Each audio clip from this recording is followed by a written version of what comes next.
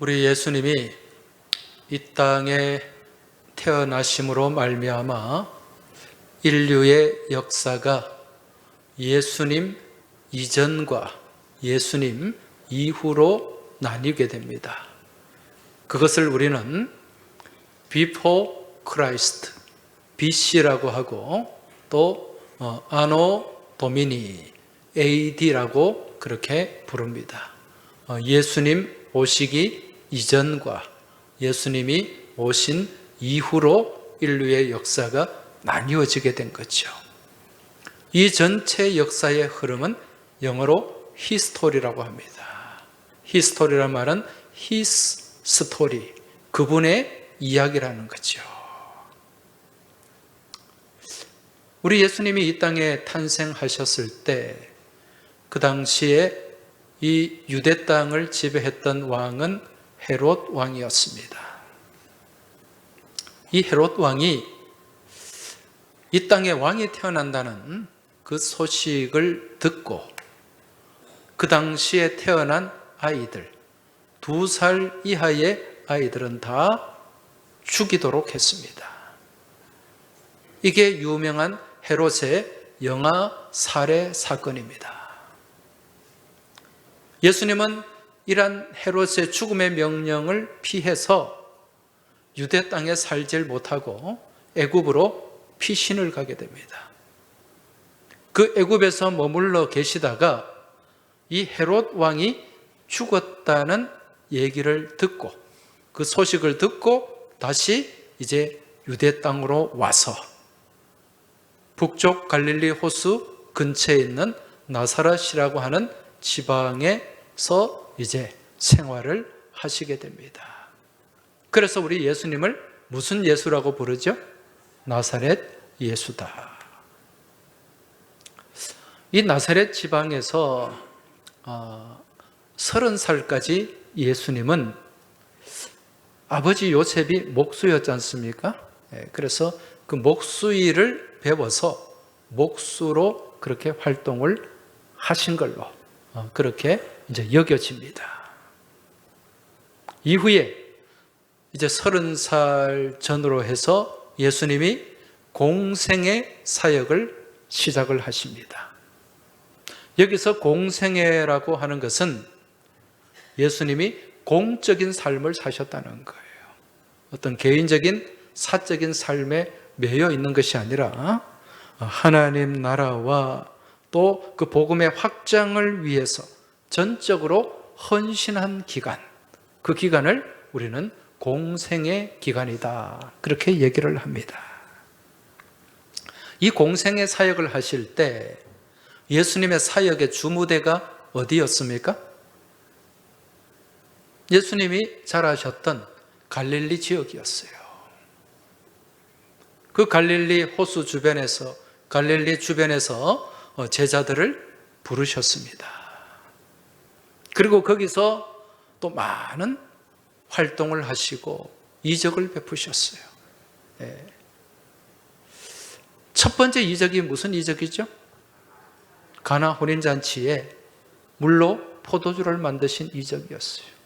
그 갈릴리 가나지 않습니까? 또 갈릴리 호수 주변에서 오병이어 기적도 베푸시고 또 이 가버나움 건너편에 있는 그라사라고 하는 지역에서 많은 군대 귀신을 쫓아내기도 하셨습니다. 그래서 예수님의 사역의 주무대가 이곳 갈릴리 지역이었어요. 이방 지역이었어요. 그럼 예수님은 예루살렘에는 언제 가셨는가? 예루살렘은 주로 명절 때 올라가셨습니다. 유대인들은 명절 기간에 성전에 올라가서 제사를 드려야 되기 때문에 주로 명절 기간, 유대인의 명절은 무슨 명절이 있죠? 유월절이 있고 오순절이 있고 초막절, 장막절이라고도 하죠. 이런 명절에 주로 올라가셔가지고 그 예루살렘에서 그렇게 오래 있지 못하셨어요. 한 2주 전으로 그렇게 계시지 않았나 여겨지는데, 따라서 예루살렘에는 별로 그렇게 교제하는 사람이 없었어요. 또 아는 사람도 많지가 않았습니다. 그런데 그 예루살렘 도심은 아니지만은 성 밖에 예루살렘 근처에 예수님이 정말 아끼는, 사랑하는 친구 같은 그런 가족이 있었습니다. 그 가족은 누구의 가족일까요? 바로 나사로의 가족입니다. 우리 종씨예요. 나사로. 그 나사로는 또 두 명의 누이가 있었습니다. 그죠? 이름이 뭐죠? 마르다와 마리아. 이 3남매였습니다. 예수님께서 예루살렘에 가시면 이 가족들을 가끔 이렇게 만나신 것 같아요. 이제 예수님께서 이 3년의 공생의 사역을 마무리할 즈음에 다시 예루살렘으로 올라가십니다. 주로 예수님은 6월절이나 초막절 이런 명절에 가셨는데 이번에는 조금 다른 명절이에요. 성경에 보면 요한복음에 딱 한 번 나오는 명절이 있습니다. 그 명절이 무슨 명절인가? 수전절이라고 하는 명절이에요. 예수님이 이 수전절에 예루살렘에 올라가셨습니다. 요한복음 10장 22절 23절을 보시면 예루살렘에 수전절이 이르니 때는 겨울이라 예수께서 성전 안 솔로몬 행각에서 서시니 거니시니 이렇게 말씀하고 있습니다. 여러분 이 수전절 명절 들어보셨나요? 좀 생소하죠, 그죠? 성경에 딱 한 번 나오니까. 주로 6월절, 오순절, 초막절은 출애굽과 관련된 절기예요. 근데 지난 우리가 수요 기도회 때 살펴본 부림절이라는 절기도 있었어요. 이 절기는 이제 바사, 페르시아 제국 안에서 온 이스라엘 백성들이 죽을 위기에 있다가 역전승했던 그 기쁨을 나누는 절기가 부림절입니다. 그죠? 자, 그럼 이 수전절은 무엇인가? 이 수전절이라고 하는 명절은 예수님이 오시기 전 주전 167년경으로 거슬러 올라가요. 이때 이 유대 지방을 다스리던 왕국이 셀류쿠스 왕국이라는 나라가 있었는데 이 나라의 왕이 안티오쿠스 4세라는 왕이 다스리고 있었습니다. 여러분 이 이스라엘 역사를 쭉 보면은 이스라엘이 참 많은 압제를 받았지 않습니까? 먼저 초대왕 사울로부터 왕국이 시작되어서 다윗을 지나서 솔로몬 시대에 솔로몬이 죽고 난 이후에 이 나라가 두 쪽이 나죠? 어떻게 두 쪽이 났습니까? 북이스라엘과 남유다로 나뉘어지게 돼요. 그리고 한참 지나서 주전 772년경에 어디에 북이스라엘이 어떤 나라에게 멸망을 당합니까? 아시리아. 북이스라엘이 먼저 멸망을 당하고 그 뒤에 주전 586년에 또 남유다가 멸망을 하게 됩니다. 어느 나라에 멸망을 당합니까? 바벨론 제국. 그래서 바벨론은 이 남유다를 멸망시키고 난 이후에 백성들을 포로로 잡아갔죠. 잡아가서 70년 동안 포로 생활을 하게 됩니다. 그때 이 바벨론 제국이 다른 제국에게 멸망을 당해요. 이 바벨론 제국을 멸망시킨 나라가 페르시아, 성경에는 바사 제국으로 나옵니다. 그때 바사 제국의 고레스 왕이 이 바사의 포로로 잡혀있던 이스라엘 백성들을 다시 귀환을 시킵니다. 그죠? 그렇지만 이스라엘 백성들은 여전히 포로 생활을 했어요. 그럼 이 바사 제국도 나중에 멸망을 당합니다. 어디에 멸망을 당했을까요? 헬라 제국. 마게도냐, 이 헬라 제국. 여러분, 이 마게도냐에 유명한 왕이 있습니다. 그 왕이 누구죠? 알렉산더 대왕. 알렉산더 대왕이 이 유대 지방을 쭉 다스렸는데 이 알렉산더 대왕이 죽었어요. 죽고 난 뒤에 이 헬라 제국이 4등분이 되게 됩니다. 4등분이 되면서 이 유대와 예루살렘 이쪽 팔레스타인 지역을 다스린 왕국이 있었는데 이 왕국이 프롤레미라고 하는 왕국이에요. 이 프롤레미라는 왕국이 망하고 주전 167년경에는 이제 셀루큐스라고 하는 왕국이 다스리게 됩니다. 이거 너무 기억하려고 생각하지 마시고 그냥 들으시면 돼요. 그 셀루큐스 왕국의 왕이 있었는데 이 왕이 유대인들을 굉장히 혐오하는 왕이었어요. 그 왕의 이름이 뭔가? 제가 조금 전에 말씀드렸던 안티오쿠스라는 왕입니다. 안티오쿠스 4세예요. 이 왕이 집권을 하면서 주전 167년경에 어떤 일들을 했는가? 먼저 성전 제사를 금지시켰습니다. 유대인들에게 이 성전 제사를 못 드리게 했어요. 그리고 또 어떤 일을 했는가? 할례와 안식일 규례를 금지시켰습니다. 안식일을 못 지키게 했어요. 유대인들이 할례를 못 받게 했어요. 그리고 그 성전 안에는 무엇을 세워놓았는가? 그리스 신화에 나오는 제우스 신상을 거기다가 세워놓았어요.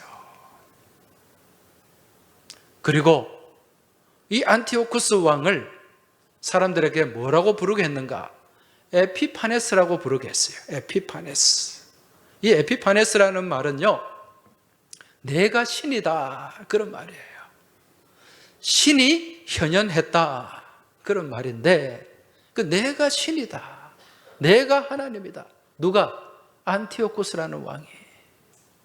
우리 옛날 후삼국 시대에 궁예라는 왕이 있었잖아요. 내가 미륵이다 그랬잖아요. 그죠? 비슷하게 생각하시면 돼요. 그러니까 이 유대인들이 엄청나게 불만을 가지게 되죠. 제사를 금지하고 할례를 못 받게 하고 성전 제사 또 거기에 제단에다가 제우스 신상을 세워놓고 또 심지어는 어떤 일까지 했는가? 여러분, 유대인들이 가장 혐오하는 짐승이 뭡니까? 돼지잖아요. 돼지. 이 돼지를 잡아가지고 이 안티오쿠스의 생일날 그 성전 제단에서 제사를 지내게 한 거예요. 돼지를 제물로. 그리고 그 제단에다가 가장 혐오하는 부정한 돼지 피를 막 뿌리는 거예요.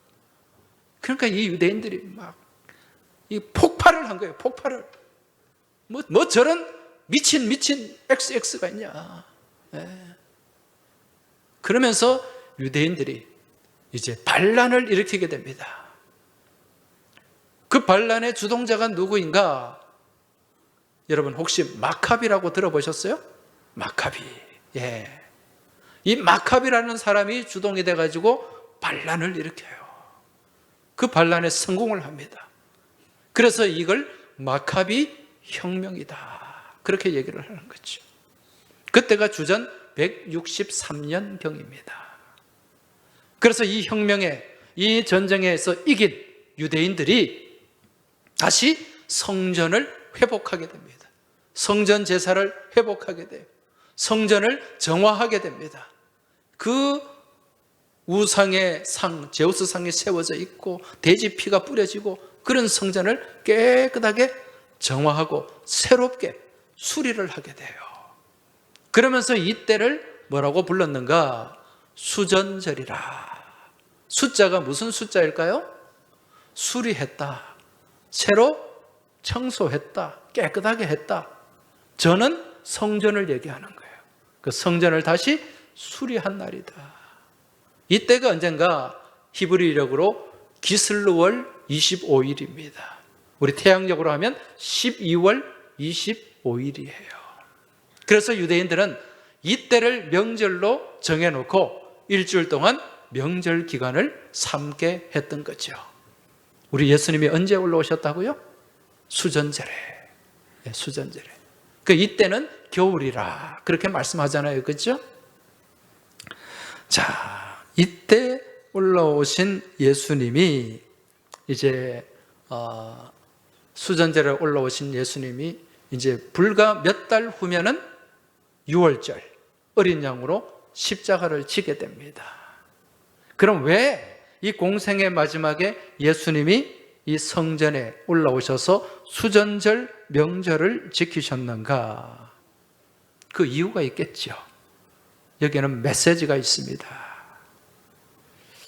우리 예수님께서 앞으로 지게 되실 십자가, 그 십자가를 통하여, 그리고 십자가와 부활을 통해서 무너진 성전, 이 성전 신앙을 회복시키는 거예요. 그리고 이 성전을 통해서 우리는 누구를 만나게 됩니까? 하나님을 만나게 되었잖아요. 그래서 하나님과의 그 깨어진 관계를 회복시키시기 위함임을 미리 보여주시는 거예요. 예표로. 성전을 정화하는 것으로 이게 우리의 신앙이, 성전을 수리하는 것으로 우리의 신앙이 회복되는 것이 아니라 하나님과의 그 관계가 온전히 믿음 안에서 회복이 되어야 된다는 것. 예수 그리스도의 십자가 죽음과 부활을 통해서 회복될 수 있다는 것. 이것을 보여주시기 위함이었다는 것입니다. 이제 이 수전절이 끝나고 예루살렘에 좀 머무시다가 예루살렘에서 떠나서 저기 멀리 요단강 건너편으로 가셨어요. 왜 그러셨는가? 거기서 유대인들이 예수님을 돌로 치려고 하고 죽이려고 하는 그런 어떤 사태가 발생되었기 때문에 그렇다는 것입니다. 이제 예수님은 요단강 건너편에 세례 요한이 세례를 베풀던 곳, 그곳을 세례터라고 얘기합니다. 거기에 머물고 계셨는데 어느 날 갑자기 급한 기별을 받게 됩니다. 어떤 기별이 왔습니까? 지금 나사로가 죽게 되었습니다. 예수님이 사랑하시는 친구, 그 나사로가 죽게 되었습니다. 이 기별을 들은 예수님께서 제자들에게 뭐라고 말씀하셨는가? 유대 땅으로 다시 가자. 나사로가 있는 유대 땅으로 다시 가자. 이렇게 말씀하셨어요. 그랬더니 이 제자들이 깜짝 놀라게 돼요. 아니, 우리가 지금 왜 이쪽에 와 있는데, 이곳에 피신해 있는데, 많은 유대인들이 돌을 들고 예수님을 쳐 죽이려고 했기 때문에 여기 와 있는데, 그게 얼마 전인데 다시 가시겠다는 겁니까? 제자들이 그렇게 항변을 하게 됩니다. 요한복음 11장 8절 말씀을 보시기 바랍니다. 제자들이 말하되 랍비여, 방금도 유대인들이 돌로 치려 하였는데 또 그리로 가시려 하나이까? 돌에 맞아 죽고 싶습니까? 그 유대인들이 그렇게 돌을 들고 달렸던 거 기억 안 나십니까? 그게 얼마 전인데 또 가시겠다는 거예요. 그런 항변입니다. 그런데 지금 예수님의 마음은 어떻습니까? 예수님이 지금 다시 돌아가셔서 그 유대인들에게 돌에 맞는 것, 이거 전혀 문제가 되지 않습니다. 지금 예수님은 어디에 집중이 되어 있습니까? 예수님의 마음은 무엇을 향해 있습니까? 누구를 살리는 것? 죽어가는 나사로를 살리는 일에만 마음이 집중되어 있다는 거예요. 사랑하는 친구. 여러분, 예수님께서 이 나사로를 향해 뭐라고 말씀하십니까? 우리 친구 나사로가 잠들었도다. 예수님을, 여러분, 친구라는 말은, 이 필레오라는 말은 그냥 아무한테나 갖다 붙이는 말이 아니에요. 진짜 사랑하는 그런 대상, 그 대상을 향해 필레오라고 합니다. 그 사랑하는 친구가 죽어가는 그 친구를 살리는 일, 이게 다른 일보다 급한 게 아니라는 거예요. 사람들이 비난을 하든 욕을 하든 아니면 돌로 때리든 상관없다는 것입니다. 여러분, 이게 바로 예수님의 마음인 줄 깨달으시기 바랍니다. 나사로를 향한 예수님의 마음, 오늘에는 누구를 향한 마음입니까? 우리를 향한, 예수님이 우리를 향해 나는 너의 친구라고 말씀하셨잖아요. 우리를 향한 우리 주님의 마음인 줄 깨달으시기 바랍니다. 이처럼 예수님께서는 한 생명을 살리는 일이라면 사람들에게 멸시를 당해도, 수치와 모욕을 당해도, 돌에 맞아서 생명의 위협을 당할지라도 포기하지 않으셨어요.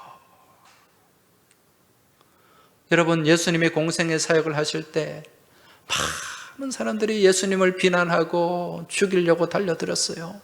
서기관이 달려들고 바리새인이 달려들고 사두개인이 달려들고 또 대제사장들과 또 장로들이 달려들고,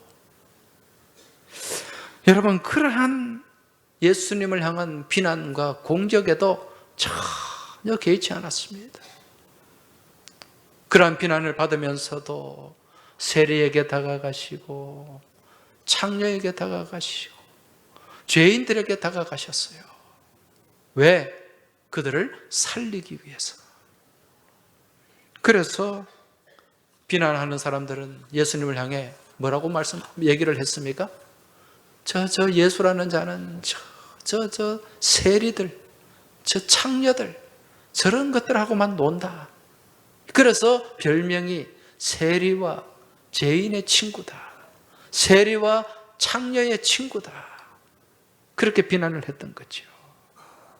근데 예수님 뭐라고 말씀하시죠? 세리들과 창녀들이 너희보다 먼저 하나님 나라에 들어갈 것이라. 겉으로 외식하고 잘난 척하고 포장하고 그렇게 살아가는 너희보다 오히려 저 사람들이 더 순수하다는 거예요. 저들도 구원의 대상이라는 말씀입니다. 여러분, 지금 우리 교회는 온 교우들이 지금 119 블레싱데이 전도 대행진을 하고 있습니다. 여러분, 금년이 우리 교회 창립 119주년 아닙니까? 이 119주년에 우리가 이 119 생명 살리는 일, 여러분, 이건 우리가 마땅히 감당해야 될 사명인 줄 믿습니다. 이때 우리가 가져야 될 마음이 무엇인가? 바로 오늘 본문에 나타나는 주님의 마음이에요. 주님의 모습입니다.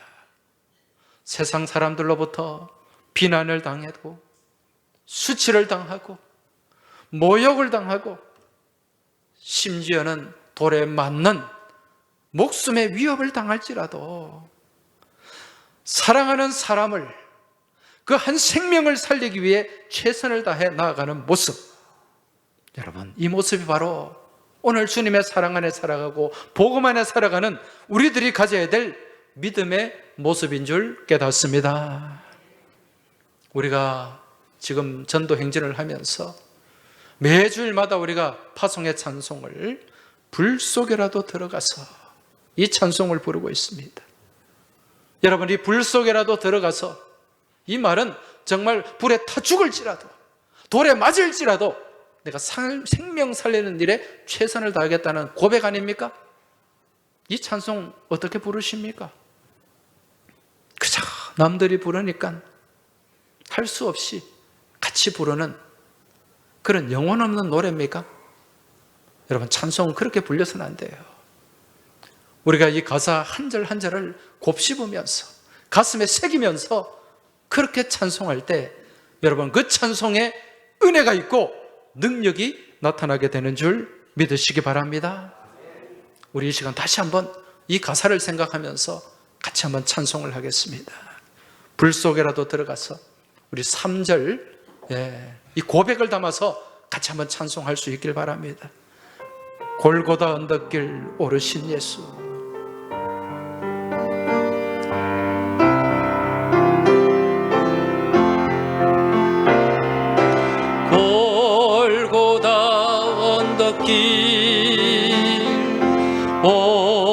어르신 예수 추수할 일꾼을 찾아 부르네. 거친 바다 험한 산 비가 맺혀도 십자가 내가 지고 끝내 이 길 불 속에라도 들어가서 불 속에라도 들어가서 세상에 널리 전하리 주의 사랑. 불 속에라도 들어가서 불 속에라도 들어가서 세상에 널리 전하리 주의 사랑을. 할렐루야. 비난을 당할지라도, 조롱을 당할지라도, 멸시와 천대를 당할지라도 생명 살리는 일, 주님께서 감당하신 이 일을 내가 감당하기 위해서는 목숨 걸고 불 속이라도 들어가는 믿음의 용기가 충만하시길 주의 이름으로 축원합니다. 이제 예수님께서는 그 돌팔매질을 당하는, 돌에 맞아 죽을 뻔했던 그 유대 땅으로, 예루살렘으로 다시 들어가셨어요. 누구를 살리기 위해? 나사로를 살리기 위해. 그런데 막상 가보니까, 그 나사로가 사는 동네 베다니에 가보니까 지금 나사로의 상태가 어떠합니까? 이미 죽었어요. 이미 죽었어요. 죽은 지가 나흘이 지났습니다. 여러분, 이 팔레스타인 이쪽 중동 지역은 덥잖아요. 그 뜨거운 날씨에 하루만 지나면 시신이 부패가 됩니다. 예수님이 나사로의 마을에 도착하니까 그 나사로의 여동생 마리아가 뭐라고 얘기합니까? 예수님 앞에 나와서 울면서, 예수님, 주님께서 여기 계셨더라면 내 오라버니가 죽지 않았을 것입니다. 주님이 계셨더라면 내 오빠가 죽지 않았을 것입니다. 여러분, 이 말에는 무슨 의미가 담겨 있습니까? 예수님, 왜 이래 늦게 오셨어요? 조금 일찍 오셨으면 우리 오빠 안 죽었을 건데, 이제 죽어가지고 썩어서 냄새 나는데 이제 와서 뭐 어쩌라는 겁니까? 이런 말이에요. 원망이 섞여 있습니다. 그러자 옆에 있던 또 어떤 사람은 뭐라고 얘기합니까? 예수님 곁에서 이렇게 빈정거립니다. 맹인의 눈을 뜨게 한 이 사람이, 그 사람은 죽지 않게 할 수 없었더냐? 시각장애인의 눈도 뜨게 하고 중풍병자도 이렇게 세우는 이 사람이, 당신이 왜 네가 사랑하는 그 친구는 왜 못 살리느냐? 그런 빈정거림이죠. 비난이죠. 여러분, 예수님은요, 이런 원망과 비난의 소리에 전혀 귀를 기울이지 않았습니다. 아랑곳하지 않으셨다는 거예요. 오직 한 곳에만 집중하셨습니다. 그 일이 무엇입니까? 살리는 일이에요. 생명을 살리는 일입니다. 여러분, 생명을 살리는 일, 이건 주님의 일이에요. 이런 생명에 살리는 일을 하다 보면 주변에서 이런 말도 하고 저런 말도 하고, 이렇게도 방해하고 저렇게도 방해하는 그런 목소리도 있고 그런 일들이 많이 있습니다, 여러분. 예. 전도의 용기를 끊는 거예요. 그 전도의 과정을 향해 나아가는 그 길을 가로막는 거예요. 뭐 한다고 시간도 그래 많나? 네 가족한테나 잘하지. 뭐 밥 사주고 뭐 전도한다고. 예. 그런 말 들을 수도 있어요. 예. 또 전도하는 그 대상한테도 또 자존심 상하는 그런 말을 들을 수도 있습니다, 여러분. 예. 또 이래저래 또 막 뭐 그런 잡음이 생겨요. 아이고, 뭐 맨날 뭐 매년 전도해 봤는데 별로 뭐 효과도 없던데 뭐 또 한다고. 요즘 형편도 어려운데 뭘 그 경품 후원하라 그러고. 여러분, 이런저런 말이 생길 수 있습니다. 그러나 성도는 여러분, 세상의 소음에 귀를 기울이서는 안 됩니다. 오직 무엇에 집중해야 된다? 주님에 집중해야 돼요. 주님의 음성을 들어야 될 줄 믿습니다. 주변의 소리, 용기를 꺾는 소리, 또 그 전도를 가로막는 그러한 소리에 집중하는 것이 아니라 우리 주님 그러한 원망과 비난과 불평 다 그냥 무시하시고 생명 살리는 일에 집중하셨습니다. 할렐루야. 오늘 이 자리에 계신 우리 믿음의 교우들도 생명 살리는 일에 주님 음성 듣고 나아가시길 주의 이름으로 축원합니다. 예수님께서 이러한 비난을 원망을 뒤로하고 나사로의 무덤 앞에 나가셨어요. 그렇게 무덤 앞에 나갔는데 또 더 큰 문제가 가로막고 있습니다. 무슨 문제가 있습니까? 오늘 38절 말씀 한번 보시기 바랍니다. 이에 예수께서 다시 속으로 비통히 여기시며 무덤에 가시니 무덤이 굴이라 돌로 막았거늘. 지금 나사로가 묻혀있는 무덤이 굴입니다. 여러분 잘 아시겠지만 유대인들은 그러한 굴이나 건물을 지어놓고 거기에 조상대대로 무덤을 쓰지 않습니까? 그렇죠? 예. 지금 나사로의 무덤은 굴이에요. 그런데 그 굴 입구를 무엇으로 막아 놓았습니까? 큰 돌로 막아 놓았다는 거예요.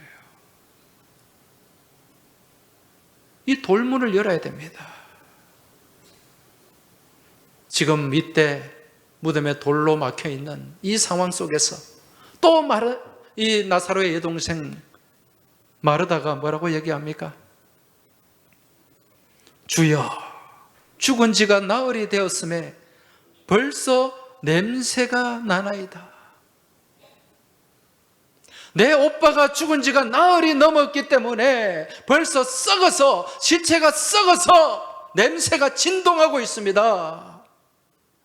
이렇게 시체가 썩어서 냄새가 나는데 무덤을 열어서 어쩌자는 겁니까? 그 냄새가 그렇게 맡고 싶습니까? 그런 얘기예요. 근데 예수님은 이런 소리 아랑곳하지 않습니다. 뭐라고 말씀하십니까? 40절 말씀 한번 보시기 바랍니다. 40절 예수께서 이르시되 내 말이 네가 믿으면 하나님의 영광을 보리라. 할렐루야. 죽은 거 상관없다는 거예요. 썩는 거 상관없다는 것입니다. 믿음으로 나가는 자에게 여러분 생명의 역사가 나타나게 되는 줄 믿으시기 바랍니다. 놀라운 승리가 주어지게 되는 줄 믿으시기 바랍니다. 네가 믿으면 하나님의 영광을 보리라. 자, 우리 옆에 계신 분들에게 좀 말씀해 주세요. 믿으면 하나님의 영광을 봅니다. 믿음 안에 능력이 있습니다. 할렐루야. 네. 여러분, 우리 앞을 그 어떤 악조건이 가로막고 있을지라도 여러분 믿고 순종하는 가운데 확실하고도 분명한 그 믿음 가지고 나아가면 하나님이 정권적으로 강권적으로 역사하시는 줄 믿으시기 바랍니다. 그 가운데 우리는 살아계신 하나님의 영광을 보게 될 줄 믿습니다. 오늘 이 말씀에, 예수님의 말씀, 돌을 옮겨 놓으라, 그 말씀에 순종했습니까? 하지 않았습니까? 순종했어요. 그리고 예수님께서는 그 무덤 속에 있는 나사로를 향해서 큰 소리로 외치셨습니다. 나사로야 나오너라! 나사로야 나오너라! 나자로 come out! 밖으로 나오라는 거예요. 죽은 시체한테. 예수님이 이 말씀을 외쳤을 때 어떤 일이 일어났습니까? 나흘이 지나서 심한 냄새를 풍기며 썩어가는 그 시체가 벌떡 일어나게 됩니다. 일어나서 무덤 밖으로 나왔어요. 염을 해가지고 천으로 둥둥 감아놓은 그 시체가 벌떡 일어나가지고 무덤 밖으로 나왔다니까요. 할렐루야. 예수님이 풀어놓으라. 그 감싸고 있는 그 염한 천을 풀어놓으라고 말씀하셨어요. 그러니까 이 죽었던 시체가 팔딱팔딱 뛰면서 그렇게 여기저기 돌아다니고 사람들에게 예수가 나를 살려주셨다, 예수가 나를 살려주셨다, 그렇게 외치고 돌아다녔습니다. 그래서 이 나사로의 죽음과 회복을 통해서 예수 믿는 사람들이 얼마나 많이 나타나게 된지 몰라요.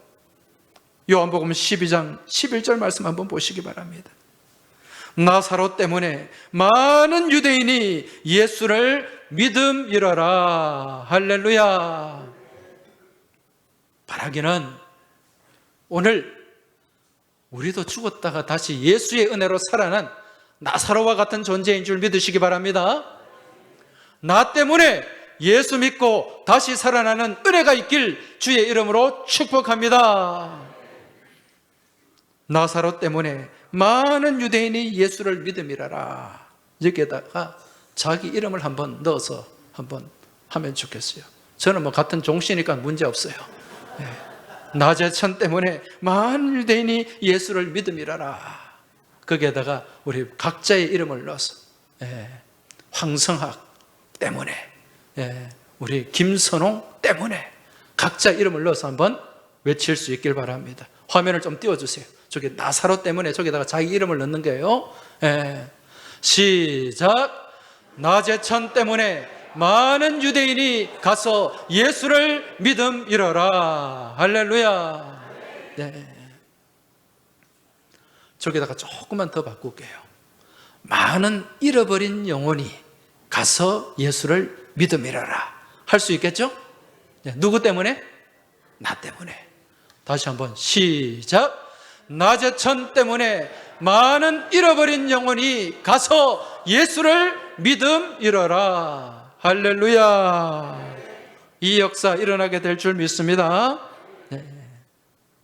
자, 여러분, 우리가 한 영혼을 살리려고 하면 가로막는 것들이 얼마나 많은지 몰라요.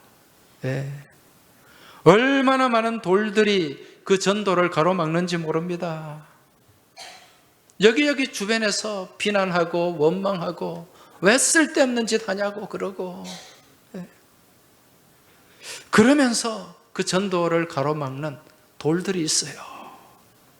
오늘 말씀의 제목이 뭡니까?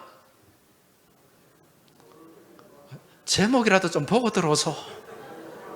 제목이 뭡니까? 할렐루야. 돌을 옮겨 놓으시기 바랍니다. 돌을 먼저 옮겨야 됩니다. 내가 품고 기도하는 VIP들, 그 가로막고 있는 돌들이 있어요. 그 돌문을 옮겨야 됩니다. 내 힘으로 옮길 수 있습니까? 안 됩니다. 먼저 기도해야 됩니다. 기도하고, 그리고 주님의 사랑을 가지고 나가야 돼요. 주님의 사랑으로, 그 섬김으로 그 돌문을 옮길 수 있는 줄 믿습니다. 그래서 이번 한 주간, 3주간 동안 우리가 무슨 주간을 합니까? 만남의 주간이에요. 이 만남의 주간은 이제 돌을 옮기는 거예요. 이 잃어버린 영혼들이 하나님께로 나와야 되는데 가로막고 있는 돌을 옮겨야 되지 않겠습니까? 바라기는 그 돌을 기도로 옮길 수 있길 바랍니다. 믿음으로 옮길 수 있길 바랍니다. 사랑으로 옮길 수 있길 바랍니다. 갈수록 왜 아멘이 끝입니까? 사랑으로 옮길 수 있길 바랍니다. 섬김으로 옮길 수 있길 바랍니다. 헌신으로 옮길 수 있길 바랍니다. 할렐루야. 주님이 함께 하시면 옮겨집니다. 그 돌문이 열려서 그 잃어버린 영혼, 이미 죽었던 영혼들이 다시 살아나는 놀라운 생명의 역사가 나타나게 될 줄 믿습니다. 그리할 때 그 영혼을 가로막고 있는 돌이 옮겨지고 영혼의 결박이 풀리게 되고 사망의 권세가 끊어지는 역사가 나타나게 될 줄 믿습니다. 금년에 우리 119주년 아닙니까? 이제 우리 한번 해야 되지 않겠습니까? 예. 여러분, 그 최동원 선수가 1984년 한국 시리즈 마지막 7차전 때 네 아파서 나갈 수 있겠나? 팔 그래가지고 던질 수 있겠나? 그때 이 최동원 씨가 뭐라고 얘기했습니까? 함 해보입시다. 할렐루야. 함 해보입시다. 그러면서 한국 시리즈 혼자 4승 했잖아요. 최동원 씨가 돌아가실 때 예수 믿고 돌아가신 거 아시죠? 네. 할렐루야. 우리 옆에 계신 분들에게 좀 말씀해 주세요. 함 해보입시다. 시작. 다시 한번 시작. 할렐루야. 네. 만나면 있고 안 만나면 없습니다. 다시 한번 옆에 계신 분들에게 만나면 있고 안 만나면 없습니다. 시작.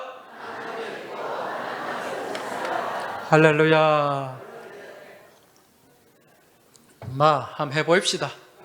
네, 그렇게 믿음으로 나가면 우리 하나님 옮겨주실 줄 믿습니다. 하나님 그 마음 열어주실 줄 믿습니다. 네, 그 믿음 가지고 우리 같이 에바다 한번 열어봅시다. 열려라 에바다.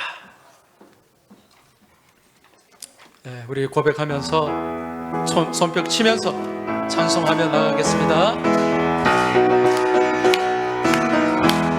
어두워진 세상 길 주님 없이 걸어가 나의 영혼 어두워졌네.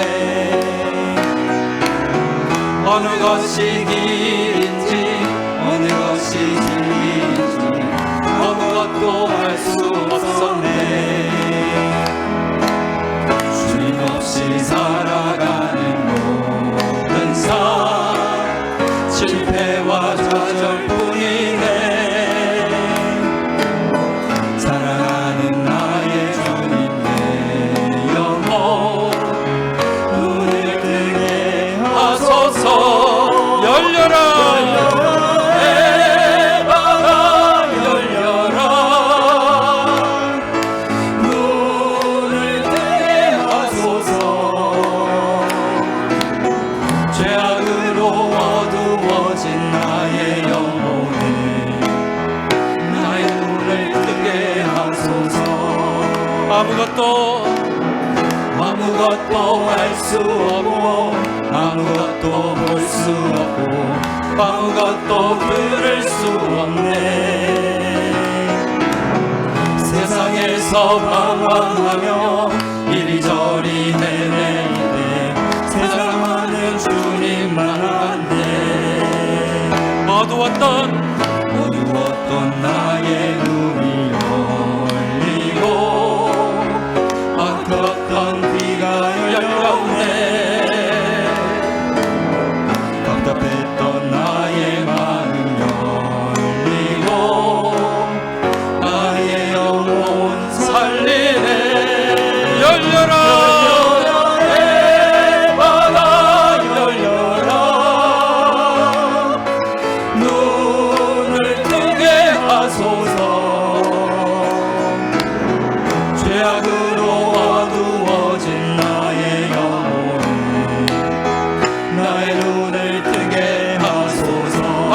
열려라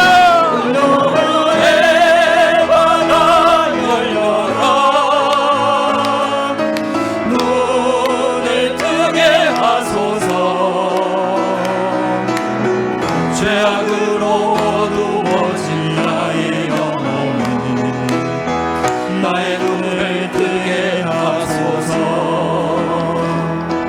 할렐루야. 이제 이 시간 우리 같이 기도하겠습니다. 여러분, 오늘 나누고 선포된 말씀 한 말씀도 놓치지 마시기 바랍니다.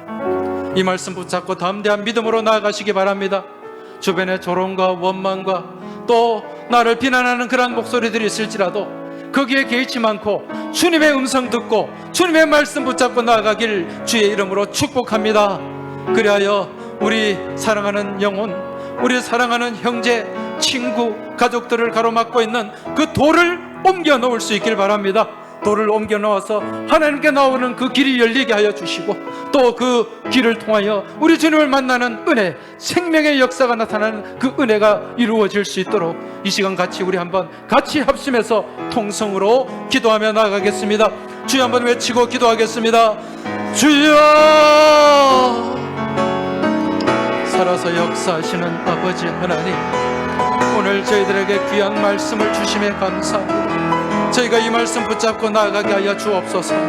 이 말씀 은혜 안에서 생명의 능력을 갖게 하여 주옵소서. 세상 가운데 나가는 믿음의 길을 가로막는 그 어떤 걸림돌이 있을지라도, 가림돌이 있을지라도 아버지 하나님 거기에 주눅들지 않게 하여 주시고 낙심하지 않게 하여 주시고 그 돌을 옮기며 나아가게 하여 주시옵소서. 주님의 말씀 붙잡고 주님의 사랑을 가지고 주님의 권세를 힘입어서 아버지 하나님 나아가서 담대히 전하게 하여 주옵소서. 주님을 증거하게 하여 주옵소서. 그리하여 그 앞을 가로막고 있는 많은 돌들이 사랑과 헌신과 섬김을 통하여 그 돌이 옮겨지게 하여 주시고 주님을 향해 나오는 그 길이 열려지게 하여 주시고 주님 앞에 나와 주님의 성문을 찬양하는 놀라운 생명의 역사가 나타나게 하여 주시옵소서. 하나님 아버지, 오늘 주신 말씀을 붙잡습니다. 이 말씀 붙잡고 믿음으로 담대하게 선포하며 나아가길 소망합니다. 아버지 하나님, 많은 잃어버린 영혼들을 가로막고 있는 돌들이 있습니다. 주님, 우리 힘으로는 이 돌들을 옮길 수 없사오니 주님 역사하여 주옵소서. 힘을 주옵소서. 주님 주시는 그 힘으로, 주님께서 주시는 그 사랑으로 이 돌들을 옮기며 섬기며 나아가게 하여 주시옵소서. 그리하여 많은 잃어버린 영혼들이, 내 사랑하는 가족과 형제와 내 친구들이, 내 주변의 이웃들이 주님께로 나오는 생명의 길이 열리게 하여 주옵시고 놀라운 생명의 역사가 나타나게 하여 주시옵소서. 이 모든 간구 살아계신 우리 주님 예수 그리스도 이름으로 기도하옵나이다. 아멘.